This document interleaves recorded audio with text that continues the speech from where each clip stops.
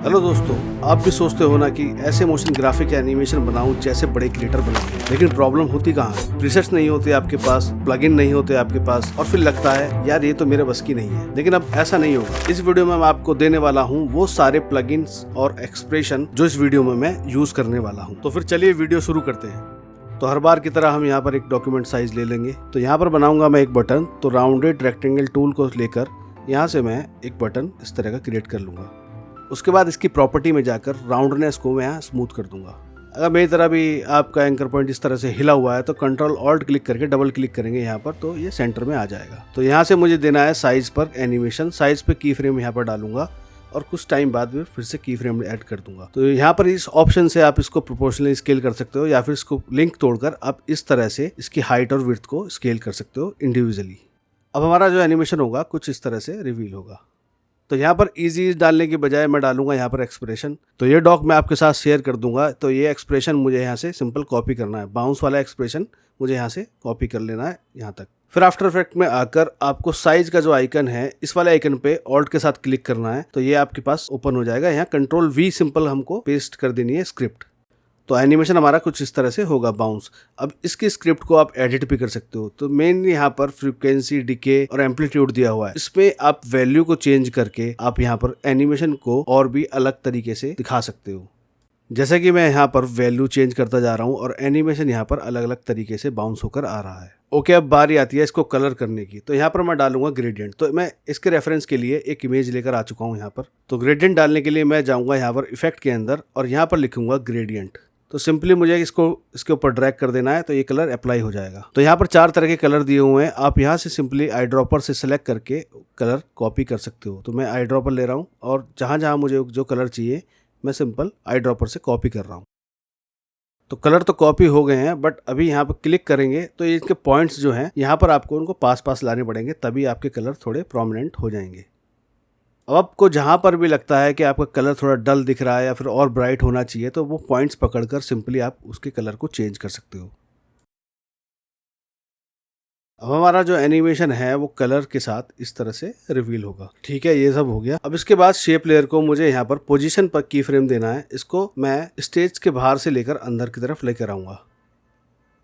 तो अभी साइज जो है उसके साथ साथ यहाँ स्केल हो रहा है। तो मुझे इसके साइज के जो की फ्रेम्स हैं इनको मुझे थोड़ा सा आगे शिफ्ट करना पड़ेगा। जब ये यहाँ पर पहुंच जाएगा उसके बाद ये बड़ा होगा इस तरह से। तो यहाँ पर इसको ईज देने के लिए मैं यहाँ पर यूज करूंगा एक प्लगइन फ्लो।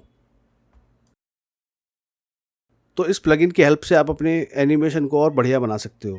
तो सिंपली आपको क्या करना है, अपने की फ्रेम्स को सेलेक्ट करना है और कोई भी प्रीसेट सेलेक्ट करके इसको अप्लाई कर देना है। तो यहाँ पर ये आपका इस तरह का एनिमेशन बन जाएगा। ठीक है, तो कोई भी, जैसे मैं यहाँ से कोई भी ग्राफ सेलेक्ट करूँगा, अप्लाई करूँगा, की फ्रेम सेलेक्टेड होने चाहिए हमारे, तो इस तरह का एनिमेशन यहाँ पर बन जाएगा। तो मेरा जो फेवरेट ज़्यादातर है वो ये ही ग्राफ है, तो मैं इसको ही हमेशा चूज करता हूँ। ठीक है, अप्लाई ऑल्ट करके क्लिप कर देंगे तो ये कुछ मुझे ज़्यादा ही अच्छा लगता है इस तरह से। तो ये सब बनने के बाद अब इस पर हम डालेंगे ग्लो। तो ग्लो हमारे पास नॉर्मल होता है, तो लेकिन मैं आपको जो प्लगइन दूंगा वो दूंगा डीप ग्लो का। तो डीप ग्लो को सिंपली आपको यहाँ ड्रैग करके इसको ऊपर डाल देना है। तो देखना कितना अच्छा प्यारा ग्लो यहाँ पर बन जाएगा। तो इसकी एक्सपोजर को आप थोड़ा कम ज्यादा करके इसकी लाइट को थोड़ा और बैलेंस कर सकते हैं। अब डीप ग्लो के साथ जो हमारा एनिमेशन है वो काफी बढ़िया एकदम ग्लो करने लग गया है। तो अब यहाँ सिंपली मैं लिख दूंगा टाइप टूल से प्लगइन्स और इसको इसके सेंटर में यहाँ पर प्लेस कर दूंगा।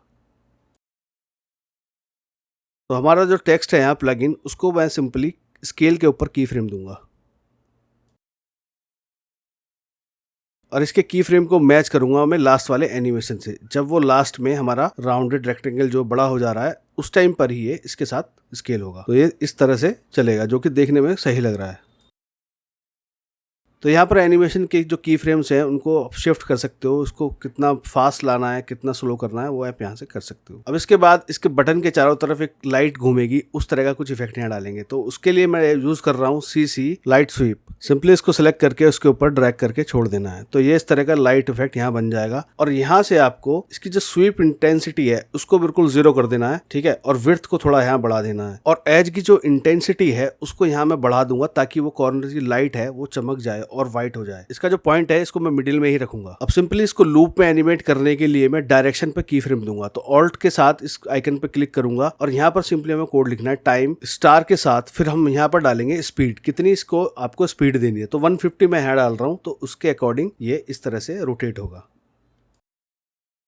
ऑलराइट, ये देखने में तो काफी अच्छा लग रहा है। अब इसमें एक और इफेक्ट हम यहाँ यूज करने वाले हैं जिसका नाम है इको। तो यहाँ से मैं सर्च करूंगा ECHO इको। सिंपली इसको इसके ऊपर ड्रैग कर देना अपनी शेप के ऊपर। इससे क्या है, एक लाइट की ट्रेल यहाँ पर बनेगी। तो सबसे पहले मुझे यहाँ पर कुछ सेटिंग्स कर लेनी है। तो यहाँ पर मैं वैल्यू जो रख रहा हूँ 0.100 रख रहा हूँ। तो इस तरह से इसके पीछे एक सर्कल की जो कॉपी है इसके पीछे पीछे आएगी। अब हम जब यहाँ पर नंबर्स ऑफ इकोस करेंगे तो इसका मतलब वो कॉपीज यहाँ पर और भी बढ़ती चली जाएंगी। तो यहाँ पर डीके की वैल्यू कम करने पर पीछे जो हमारी बॉल्स बनी है वो सबकी इंटेंसिटी कम होती चली जाएगी, मतलब फेड होती चली जाएंगी। कुछ इस तरह की वो ट्रेल यहाँ पर बनेगी। तो अभी जो है लाइट काफी ज्यादा हो चुकी है इसके अंदर, तो नंबर ऑफ इकोस हम कम नहीं करेंगे। तो हम इसकी जो डीके वैल्यू जो है उसको कम करेंगे और नंबर ऑफ इकोस यहाँ पर बढ़ा देंगे ताकि वो ट्रेल बनी रहे हमारी, और लाइट भी इस तरह से डीके से कम कर सकते हैं जो कि खराब नहीं होगी। अब इस तरह का एनिमेशन हमारा यहाँ पर चलेगा जो कि देखने में अब सही लग रहा है। लाइट भी एक्सपोज नहीं हो रही है यहाँ पर हमारी। अब आपको सिंपली अपनी लाइट को इसके साथ मैनेज करना है, अपने वैल्यूज के हिसाब से मैनेज करना है। तो मेरे सीन के अकॉर्डिंग ये वैल्यू यहाँ पर सेट हो जा रही है। तो लास्टली मैं यहाँ ऐड करूंगा एक कर्सर का एनिमेशन। तो अभी मैं सिंपल इसको स्केल का एनिमेशन दे रहा हूँ। जैसे कि कोई माउस से बटन क्लिक होता है, जैसे कर्सर से क्लिक होता है तब वो बटन हल्का सा स्केल होके होता है, तो वो वाला इफेक्ट मैं यहाँ पर क्रिएट कर रहा हूँ। तो सिंपली बीच वाले में इसको मैं स्केल कर दूंगा, हल्का सा बड़ा कर दूंगा, टेक्स्ट को जो है इसके साथ पेरेंट कर दूंगा ताकि हमारा टेक्स्ट भी जो है इसके साथ बड़ा हो। अब अगेन मैं फ्लो प्लगइन से इसके अंदर ईज डाल दूंगा। तो सिंपली आपको क्या करना है, आपको अपने की फ्रेम्स को सिलेक्ट करना है और कोई भी यहाँ पर ग्राफ सिलेक्ट करना और अप्लाई कर देना है और आपका एनिमेशन यहाँ बनकर तैयार। और यहाँ पर सिंपल मैं कर्सर की PNG लेकर आ चुका हूँ और यहाँ से मैं इसको एनिमेट करूंगा। तो ब्लैक PNG है, मैं इसके अंदर टिंट डाल रहा हूँ। टिंट से मैं इसको कलर इसका वाइट कर दे रहा हूँ और यहाँ पर सिंपली मैं इसकी पोजीशन पर की फ्रेम देकर एनिमेशन दे देता हूँ। तो दोस्तों, अब जब आपके पास ये सब टूल होंगे तो रुकना कैसा, डाउनलोड लिंक नीचे डिस्क्रिप्शन में है। और अगर आपको ये वीडियो हेल्पफुल लगे तो लाइक, शेयर और सब्सक्राइब करना मत भूलना।